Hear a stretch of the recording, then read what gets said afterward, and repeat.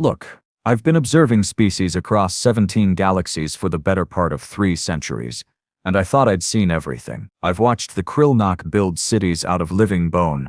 I've seen the Tremaizi negotiate peace treaties using interpretive dance. Don't ask, it's weird.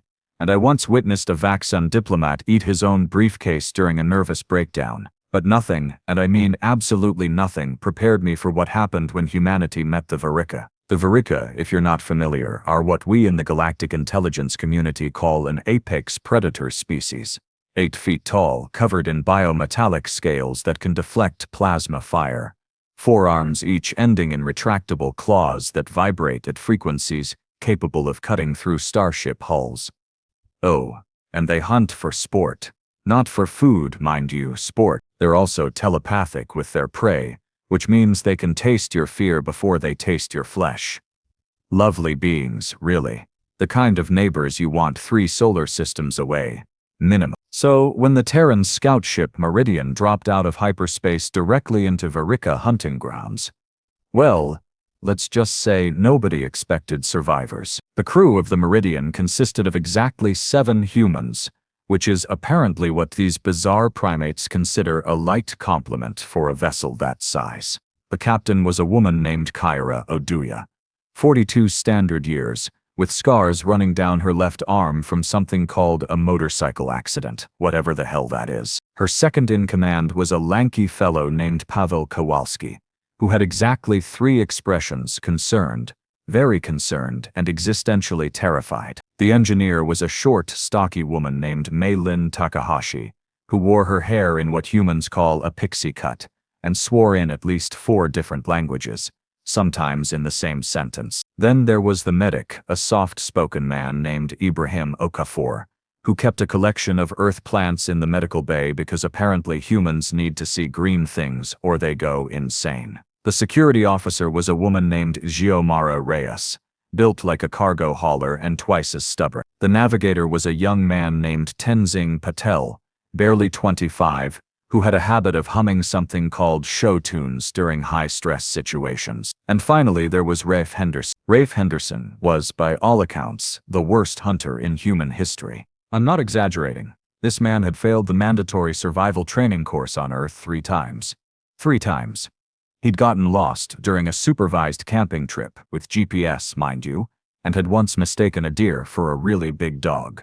His personnel file included a note from his instructor that simply read, "Please keep Rafe away from anything sharper than a spoon." So naturally, when the Verikka hunting pack detected the Meridian and decided these new aliens would make interesting prey, Rafe Henderson was on sensor duty, alone, in the observation deck. The first Verikka scout materialized on the ship's hull like a nightmare taking physical form, its biometallic scales shimmering as it bypassed the ship's shields, using some kind of phase-shifting technique we still don't fully understand. Rafe, bless his incompetent soul, was eating something called a burrito, which is apparently a food item wrapped in more food, when the proximity alarms started screaming. He did what any sensible being would do.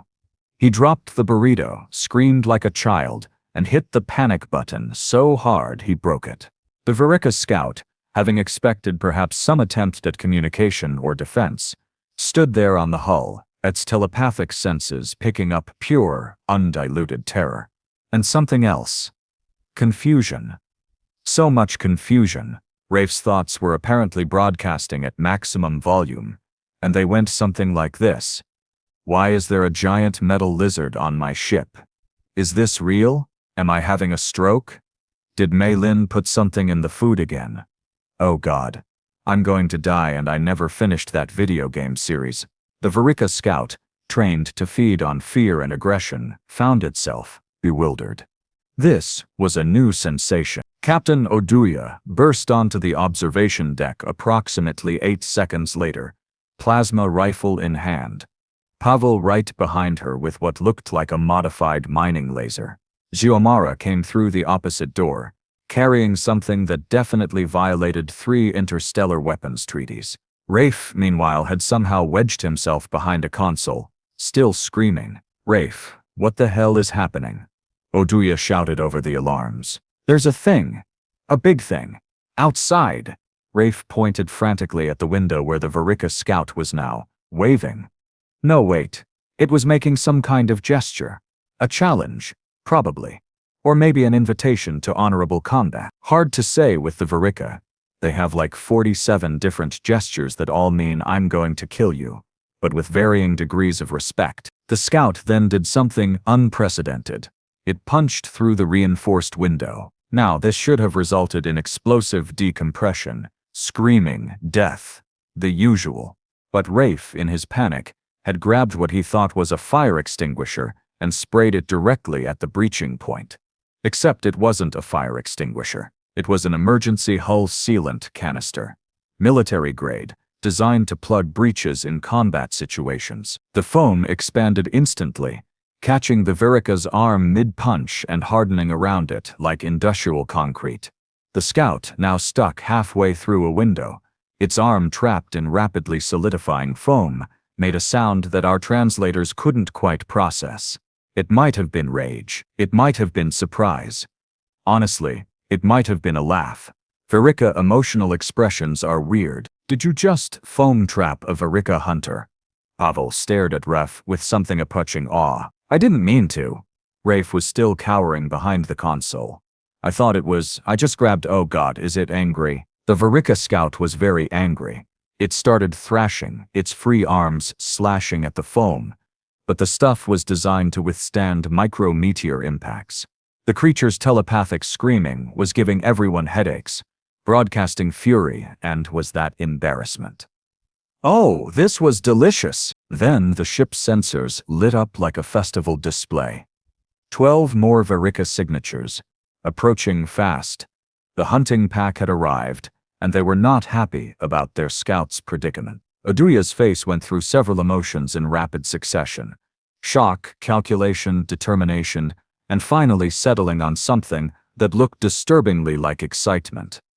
Mei Lin, how many of those sealant canisters do we have? The engineer's voice crackled over the intercom. Maybe 20. Why are you asking in that tone? I don't like that tone, Captain. Because I have a stupid idea, Oduya said. Which is apparently a phrase humans use right before doing something either brilliant or catastrophically foolish. Pavel, get to weapons. Xiomara, I need you to rig those canisters for remote detonation foam bombs. Foam bombs? Xiomara's eyebrow climbed toward her hairline. Captain, that's insane, I know. Do it anyway. Ibrahim, prep the medical bay for, actually, I don't know what for. Just prep it. Tenzing, plot us an escape route through that asteroid field at .73 Mark 8. Captain, that field is way too dense for safe. Did I say safe? I said, plot it. The young navigator swallowed hard and started working. Rafe, still behind his console, raised a shaking hand. What should I do? Everyone turned to look at him. The man who had accidentally captured a Verikka hunter with a foam canister, the worst survivalist in human history. The man whose personnel file suggested keeping him away from sharp objects. Oduya smiled, and it was the kind of smile that made me, watching this from my monitoring station 3-star systems away, suddenly very interested in human psychology. Rafe, she said slowly, I need you to do exactly what you just did. Panic, grab things randomly, and spray them at anything that looks scary. That's my specialty, Rafe said weakly. The Verikka hunting pack hit the ship like a meteor swarm, phasing through shields, materializing on the hull, in the corridors, anywhere they could sense prey. They were expecting fear, expected the rush of the hunt, expected the sweet taste of quarry trying desperately to survive. What they got was Rafe Henderson, armed with 4 foam canisters, absolutely losing his mind in Corridor 7B. The first Verikka warrior that materialized in front of him caught a face full of industrial sealant. Second one got hit mid-leap, its limbs gluing together in mid-air before it crashed into a wall. The third one actually managed to grab Rafe, lifting him by the collar, claws extending for the kill, and then Rafe, in pure panic, sprayed the canister directly into the creature's mouth. Have you ever seen a Verikka try to roar with a mouth full of hardening foam? It's like watching someone try to intimidate you with their mouth full of cement. The creature released Rafe, stumbling backward, clawing at its own face, broadcasting telepathic confusion that could be felt 3 decks away. Meanwhile, Zikamara was proving why humans have such a disturbing reputation for weaponizing literally anything. She'd rigged the remaining canisters into proximity mines, scatter bombs, even one that functioned like a foam grenade launcher. The Verikka, bred for honorable combat, trained in ancient hunting traditions, found themselves facing an enemy that fought with construction supplies. Pavel, manning the weapons station, had a different approach. He'd noticed that the Verikka's biometallic scales, while resistant to plasma, created interesting resonance patterns. So he recalibrated the mining laser to match those frequencies and started using it like a massive tuning fork. The Verikka warriors would phase in, ready for combat, and suddenly find themselves vibrating at uncomfortable frequencies, their own armor becoming a liability. "This is cheating," one Verikka warrior managed to broadcast telepathically before Mei Lin dropped a cargo crate on it. Yes, a cargo crate. The engineer had reprogrammed the ship's internal cargo systems to treat the Verikka as misplaced inventory, and was literally dropping boxes on them. "Cheating," Mei Lin shouted at the trapped warrior. "You phase through shields, you hunt for sport, you eat people, and you're complaining about cheating." The Verikka hunting pack's leader, a massive specimen named Krath, because of course they have names, materialized on the bridge itself, directly in front of Captain Oduya. This was the moment. The honorable confrontation between apex predator and prey turned defiant. Krath raised all 4 arms, claws extended, telepathically broadcasting challenge and promise of glorious combat. Oduya looked at the creature, looked at her plasma rifle, looked back at the creature. Then she pulled out a small device from her belt and pressed a button. Every foam canister mine Zikamara had placed detonated simultaneously. The bridge, the corridors, the cargo bay, every surface erupted in expanding sealant foam. Krath found itself instantly cocooned, only its head free, trapped in a prison of industrial adhesive. "You dare," Krath began, telepathically broadcasting outrage. "Yeah, I dare," Oduya interrupted.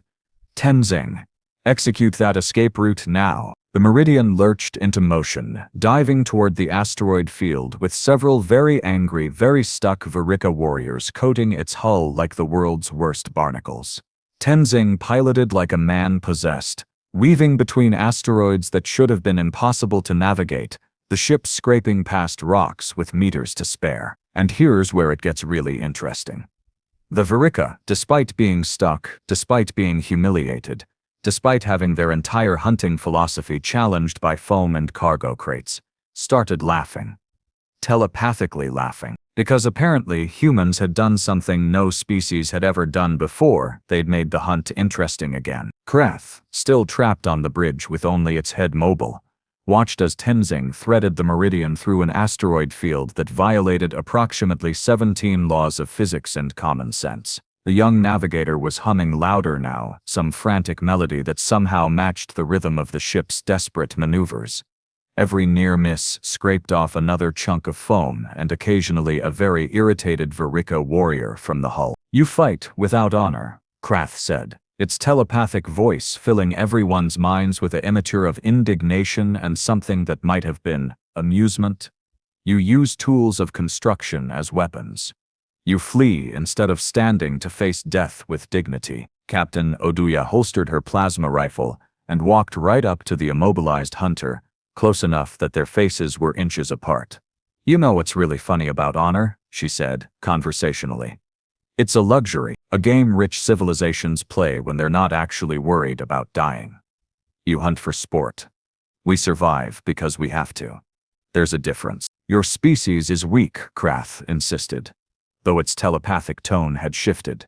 "That one," it gestured with its eyes toward the corridor where Rafe had last been seen, broadcasts fear like a beacon. "He is prey-born. Prey-made." "Rafe?" Oduya actually laughed. "Rafe Henderson, the man who failed basic survival training. Yeah, you're right. He's terrified. He's also captured 4 of your warriors single-handedly with cleaning supplies. So what does that make you?" The telepathic silence that followed was deafening. Down in Corridor 7B, Rafe had somehow managed to foam trap 2 more Verikka who'd phased in expecting an easy kill. He was no longer screaming, mostly because he'd run out of breath and had entered a state of pure, concentrated panic that made him unpredictable even to telepaths. One warrior had tried to read his intentions, to anticipate his movements, and had ended up more confused than before. "He's thinking about sandwiches," the warrior broadcasted to its packmates. "And something called a dog video. And he's afraid of disappointing his mother? What kind of warrior thinks of their mother during combat? All of them, idiot." Xiomara said as she appeared behind the confused Verikka and tested it with a modified shock prod. "The difference is, we admit it. The Meridian burst out of the asteroid field, missing approximately 30% of its exterior plating, several antennas, 1 cargo door, and most of its dignity. But it was intact. More importantly, it still had 6 very stuck Verikka warriors attached to various surfaces, including their pack leader frozen on the bridge like the universe's most aggressive hood ornament. "Tenzing, where are we?" Oduya demanded. The navigator checked his instruments. "Nowhere good, Captain. We're in neutral space, but there's a Verikka outpost about 6 hours away at current speed. And I'm pretty sure they noticed their hunting pack went silent." Ibrahim's voice crackled over the intercom. "Captain, I've been monitoring the Verikka's biometrics. Their stress hormones are elevated, but not critically. Heart rates are returning to normal, and this is weird. Their serotonin levels are spiking. They're producing chemicals associated with satisfaction, with pleasure." "They're enjoying this?" Pavel sounded horrified. Krath's telepathic laugh filled the bridge. "Your medic is perceptive. Yes, human. We are enjoying this. Do you know how long it has been since a hunt challenged us? Since prey fought back with creativity rather than just superior firepower? Centuries. You are weak, yes. Fragile. Illogical. But you are not boring." Mei Lin arrived on the bridge, covered in foam residue and looking extremely pleased with herself. "Captain, I've been analyzing the Verikka's phase shift technology while they've been stuck. I think I can rig our shields to disrupt it. They won't be able to board us anymore." "Don't," Krath said immediately. Everyone turned to stare at the immobilized hunter. "Excuse me?" Oduya's eyebrow climbed. "Don't block our phasing. The hunt becomes pointless if we cannot reach you. The challenge disappears." Krath paused, and when it spoke again, there was something different in its telepathic tone. "Respect? Interest? Release me. Release my pack. We will not kill you. Yeah. Forgive me if I don't immediately trust the 8-foot murder lizard that crashed my ship," Oduya said dryly. "We could have killed you already," Krath pointed out. "When we first boarded, we outnumbered you. We are stronger, faster. If we wanted you dead, you would be. But that one, again, the eye gesture toward where Rafe was presumably still hiding, changed the terms. He fought with fear, with panic, with tools no warrior would consider. He made it interesting. Xiomara had joined them on the bridge, shock prod still in hand. "So what, you want to keep hunting us? This is like a game to you?" "Everything is a game," Krath said simply. "We evolved as apex predators. We have no natural threats, no challenges. Our entire civilization is built on manufactured conflict because actual survival became obsolete 12,000 years ago. We hunt because we need to hunt. Because without the chase, without the struggle, we become stagnant, soft. You understand this, I think. You humans fight each other when you have no external enemies." Oduya and Xiomara exchanged glances. Neither could really argue with that assessment. "But we don't hunt our own kind for sport," Ibrahim said quietly, having arrived on the bridge with a medical scanner. "We fight, yes, but we also cooperate, compete and collaborate. You've built your entire society on being predators. What happens when you meet something you can't hunt?" Krath considered this. Its biometallic scales shifting colors in patterns that might have indicated deep thought. "We become what you see now, bored. Aggressive. We raid other species, take territory we don't need, Fight wars over philosophies we barely believe in. We are a civilization dying of success. Rafe chose that moment to stumble onto the bridge, still clutching an empty foam canister like a security blanket. His uniform was torn, his hair was sticking up in 7 directions, and he had what looked like Verikka blood, which is apparently purple, splattered across one shoulder. "Oh good," he said breathlessly. "Everyone's still alive." That's great. Are we still being murdered?"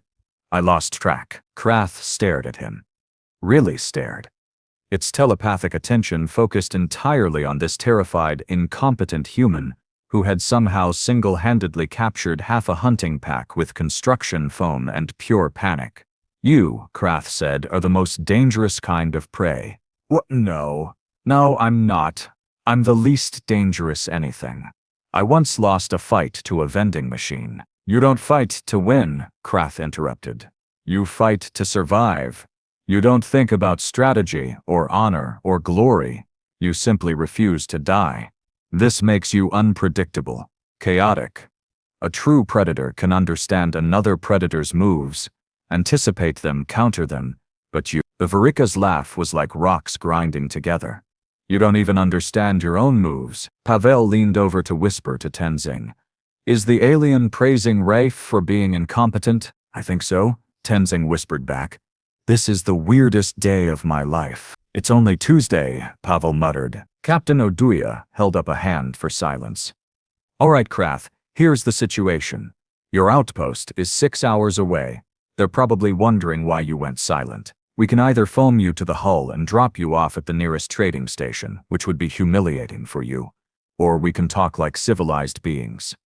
What do you actually want?" Krath's scales rippled, colors shifting from aggressive reds to more neutral blues and greens. "I want your species to join the Galactic Council." That was not what anyone expected. "The Council doesn't allow predator species," Mei Lin pointed out. "You Verikka aren't even members, and you've been spacefaring for millennia." "Exactly. The Council is weak, soft. They make rules about proper conduct, about acceptable violence, about honor in combat.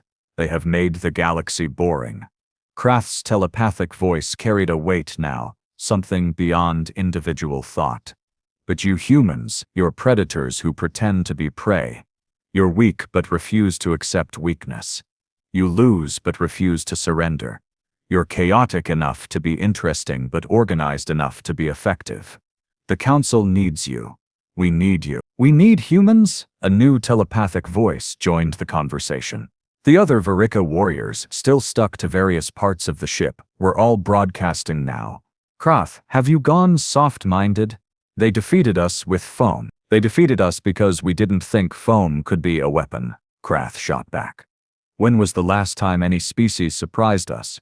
When was the last time we actually had to adapt during a hunt?" There was telepathic silence as the hunting pack considered this. "Besides," Krath continued, "if they can do this while being hunted, imagine what they could do as allies, or as enemies. Better to have them as partners in the great game." Oduya crossed her arms. "And if we refuse, if we just want to fly our ships, explore space, and not get involved in your galactic politics, then you'll be hunted," Krath said simply. "Not by us, we've learned our lesson, but by others. You've announced yourselves now. Every species will want to test you, challenge you, see if you're a threat or an opportunity. Alone, scattered, unprepared. You'll be picked apart, with allies, with knowledge, with a seat at the table. You become players instead of pieces." Ibrahim had been quietly scanning Krath during this entire conversation. "Captain, the Verikka's stress hormones are completely normal now. Heart rate is calm. This isn't manipulation or a trick. I think it's being sincere." "Of course I'm sincere," Krath said. "Lying during a hunt is dishonorable. This is negotiation, which is different. Also more boring, but necessary." Rafe, who'd been silent this whole time, finally spoke up. "So wait, let me get this straight. You attacked us because we looked like fun prey. We accidentally fought back with cleaning supplies. You enjoyed it so much that now you want us to join galactic civilization. That's insane." "Yes," Krath agreed cheerfully. Welcome to the wider universe, human. Insanity is standard, sanity is suspicious. Oduya pulled her command crew into a huddle, leaving Krath stuck in foam but within telepathic eavesdropping range, which the Verikka appreciated, as it showed trust or at least pragmatic honesty. Opinions, Oduya asked quietly. This is clearly a trap, Pavel said immediately. Obviously, Zaimara agreed. But what choice do we have? We can't outrun every predator species in the galaxy. We could try, Tenzing offered weakly. With what ships? Mei Lin countered. Earth has maybe 24 deep space-capable vessels total. We're explorers, not a military force. Ibrahim was still studying his scanner readouts. The Verikka biology is fascinating. They're genuinely excited about us. Their entire neurochemistry is lighting up like they found something precious. I don't think this is predator interest anymore. This is collector interest. They want to keep us around. Like pets? Rafe asked, horrified. Like prized opponents, Ibrahim corrected. Like chess players finding someone who actually challenges them. Oduya turned back to Krath. If, and this is a massive if, we agree to this, what happens to your pack? To you personally. We become your advocates, Krath said. Your sponsors in the council. We teach you how to survive among species that will try to manipulate, intimidate, or eliminate you. And occasionally, the Verikka's scales shifted to what might have been a hopeful color. We hunt together instead of hunting each other. Hunt what? Xiomara asked suspiciously. Pirates. Slavers. Actual threats to galactic stability. There are predators in this universe far worse than us, and far less honorable. Species that would see your kind as livestock or raw materials. We hunt them. We've been hunting them for centuries, but it has become routine. With your chaos, your unpredictability, your foam cannons, was Krath being sarcastic. It was hard to tell with telepaths. You could make it interesting again. Pavel looked at Oduya. Captain, this is your call, but I'm going to point out that we're having a diplomatic negotiation with an enemy we defeated using janitorial supplies. Earth Command is never going to believe the report. Earth Command barely believed we'd survive past Jupiter, Oduya said. All right, Krath. Conditional agreement. We'll meet with your leadership. We'll consider this council situation. But she held up a finger. If this is a trick, if you're leading us into an ambush, I want you to understand something about humans. Yes, we hold grudges. We hold them forever. We'll engineer our entire civilization around revenge if we have to. There are human conflicts that started over insults from centuries ago. You've seen what we do when we're scared and unprepared. Imagine what we'd do if we had time to actually plan. The bridge went very quiet. Even the Verikka pack's telepathic chatter ceased. Then Krath started laughing. Deep, resonant, telepathic laughter that felt like earthquakes in everyone's minds. Oh, you magnificent, terrifying primates. Yes, this is exactly why the galaxy needs you. You're not just survivors. You're survivors who take it personally. Damn right we do, Rafe muttered, and got several surprised looks from his crewmates. Apparently near-death experiences gave him confidence. Who knew? Mei Lin pulled out a solvent spray from her toolkit. So, are we unfreezing the murder lizards, or? Oduya nodded. Unfreeze them, but slowly. And Zirmara, keep that shock prod handy. Always, Captain. As Mei Lin started dissolving the industrial foam, releasing the Verikka warriors one by one, Krath continued broadcasting to the crew. Your species name, human, means what exactly? It derives from the Latin homo, meaning man. Ibrahim explained. From humus, meaning earth or ground. We're literally named after dirt. Perfect, Krath said as the foam around its torso began to dissolve. Named after the ground you refuse to stay down on. The other species will either love you or try to exterminate you. Possibly both. Usually both. Actually. Great, Rafe said weakly. That's just great.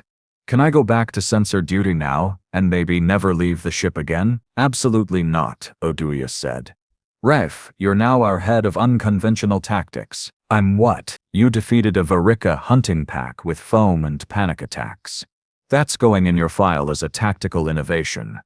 Congratulations on your promotion. Rafe looked like he might faint. Pavel caught him and helped him to a chair. The Verikka warriors, now free from their foam prisons, stretched and tested their limbs. They could have attacked, could have resumed the hunt right there. Instead, they formed a circle around the human crew, examining them with new interest. Small, one warrior observed. Fragile bone structure. Limited physical strength, but clever, another added. Adaptive, willing to weaponize anything, terrified but functional. A third noted, looking directly at Rafe. Fear doesn't paralyze them, it energizes them. Kroth joined its pack, now fully mobile again. It towered over Odia, all four arms spread wide. Not in threat, but in what the Verikka database would later describe as a gesture of respect between equals. Captain Kyra Odia, on behalf of my pack and my house, I formally invite humanity to the Galactic Council as our sponsored species. We will teach you, guard you, hunt alongside you. In return, you will make our existence interesting again. Odia met the creature's gaze without flinching. And if we make it too interesting? Kroth's laugh could probably be heard across dimensions. Then we will die doing something worth remembering, which is more than we can say for the last 3 centuries. Tenzing was already plotting a course to the Verikka homeworld, muttering calculations under his breath and humming what sounded like a victory march. Mei Lin was examining the Verikka's phase shift signatures, her engineering mind already considering how to adapt the technology. Ibrahim was taking biosample scans, with permission fascinated by the Verikka's unique physiology. Xiomara kept her shock prod visible, just in case, but her posture had relaxed slightly. Pavel was documenting everything, knowing that Earth Command would need 17 different reports and probably wouldn't believe any of them. And Rafe Henderson, the worst hunter in human history, sat in his chair and processed the fact that he'd accidentally become humanity's first alien war hero by panicking with construction foam. I should update my resume, he said to no one in particular. Put down Monster Commander, Xiomara suggested with a grin. You did technically command those Verikka warriors to stop moving, permanently. With foam, from somewhere in the ship's systems, the intercom crackled. This is Mei Lin. I've finished analyzing the Verikka tech. Captain, you're going to want to see this. Their phase shift technology doesn't just bypass shields, it bypasses space-time locally. They're essentially micro-teleporting. If we can adapt this to our own ships, we'd have an entire fleet that could phase hunt like the Verikka, Odia finished. She looked at Kroth. I'm guessing you expected this, that we'd reverse engineer your technology. Of course, Kroth said. You're tool users. It's what you do. We hunt. You build. Together, we become something neither species could be alone. This is the point of the alliance. You're really banking hard on us, not betraying you once we have your tech, Pavel pointed out. Kroth gestured to the foam residue still coating parts of the bridge. You defeated us with supplies you had on hand, with no preparation, while being actively hunted. If you wanted to betray us, you would have already done it and made it look like an accident involving office supplies. The fact that we're having this conversation means you value potential allies over immediate advantages. This is why you'll survive the council politics. Office supplies, Rafe repeated softly. I defeated apex predator aliens with office supplies. My old Serval instructor is going to have a stroke when she hears about this. Send her a message, Odia said. Send one to Earth Command too. Tell them we've made first contact. We accidentally started a war, we accidentally ended the war, and we're now heading to meet an alien civilization that wants us to join their government. Also, requisition about 500 more cases of industrial foam sealant. Apparently, it's our secret weapon. Captain, they're going to think we've lost our minds, Pavel said. Pavel, we had a telepathic murder alien stuck to our bridge like a very angry hood ornament for the last hour. I think that ship has sailed. The Meridian set course for Verikka space, escorted now by the hunting pack that had tried to kill them less than 2 hours earlier. The pack warriors had taken up positions around the ship, not as guards but as honor guard, their biometallic scales gleaming against the starfield. In the observation deck, Rafe stood at the repaired window. Maylin worked fast, watching the Verikka warriors glide through space with almost artistic grace. Krath phased into the room behind him, which should have been terrifying but somehow wasn't anymore. "You are afraid," Krath observed telepathically. "Yeah, well, I'm afraid of everything," Rafe admitted. "Heights, depth, small spaces, large spaces, quiet rooms, loud rooms, responsibility, failure, success, being alone, being in crowds. Yet you fight anyway. I panic anyway," Rafe corrected. "There's a difference. Perhaps to you," Krath settled next to him, all four arms folded in a posture that might have been contemplative. "To us, to the galaxy, there is no difference. Courage is not the absence of fear. It is action despite fear. You acted, you survived, you won. The motivation is irrelevant." Rafe considered this for a long moment, watching stars stream past. "So what happens now?" "Really? Now you meet approximately 7,000 species, most of whom will underestimate you, some of whom will fear you, and a few of whom will try to kill you. You will make mistakes. You will offend cultures you didn't know existed. You will accidentally start diplomatic incidents over things like food preparation or color choices. It will be beautiful chaos." That does not sound reassuring. It's not meant to be. Reassurance is for prey that accepts its fate. You're predators now, even if you don't fully realize it yet. The galaxy will adapt to you, or it will try to eliminate you. Either way, existence just got significantly less boring for everyone involved. Rafe laughed, surprising himself. "We went from unknown to galactic threat in about 90 minutes. That's got to be some kind of record." Actually, the previous record was held by the Kryn, who managed it in 47 minutes. But they did it with weapons. You did it with foam, and incompetence somehow weaponized into brilliance. Much more impressive. From the bridge, Captain Oduya's voice rang out over the intercom. "All hands, this is your captain. I'm not going to lie to you. We have no idea what we're flying into. Earth has no protocols for this. We're making it up as we go, armed with foam cannons and attitude. But that's what humans do best. Improvise, adapt, overcome, and apparently befriend apex predators through sheer confusion. So, hold on to something. Check your foam supplies and let's show the galaxy what happens when you underestimate the species named after dirt. Oduya, out." Rafe looked at Krath. "We're all going to die, aren't we?" "Probably eventually," Krath agreed cheerfully. "But not today. Today, you live. Today, you become players in the great game. Today, the galaxy learns that humans are not prey, not predators, but something far more dangerous. Survivors who refuse to follow the rules because they don't know the rules exist." "Great," Rafe muttered. "No pressure." But as the Meridian sailed toward Verikka space, escorted by former enemies turned unlikely allies, surrounded by a universe that didn't know what to make of humanity yet, Rafe Henderson, failure, survivor, accidental hero, smiled despite himself. After all, he'd survived the week. Everything else was just bonus time. And somewhere in the vast databases of galactic intelligence, in monitoring stations across 17 civilizations, observers like me were attuning their files on humanity with a simple note: approach with caution. Unpredictable, dangerous. Resourceful, insane, possibly friendly, definitely chaotic. Weaponizes office supplies. Do not hunt unless prepared for surprises. It was, all things considered, a pretty good introduction to the galactic stage.